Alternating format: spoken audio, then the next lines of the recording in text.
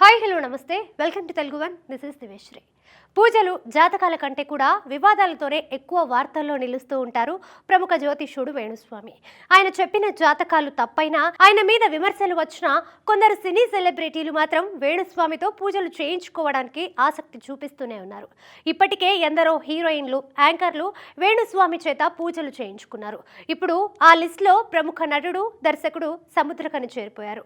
కామాఖ్య దేవాలయంలో వేణుస్వామి చేత సముద్రకని ప్రత్యేక పూజ చేయించుకున్నారు. ఈ విషయాన్ని వేణుస్వామి సోషల్ మీడియా వేదికగా పంచుకున్నారు. కామాఖ్య దేవాలయంలో ఈ రోజు స్పెషల్ పూజ అనంతరం మహాప్రసాదంలో భాగంగా చేపల కూర మరియు మటన్ కూరను ప్రసాదంగా తీసుకురావడం జరిగింది.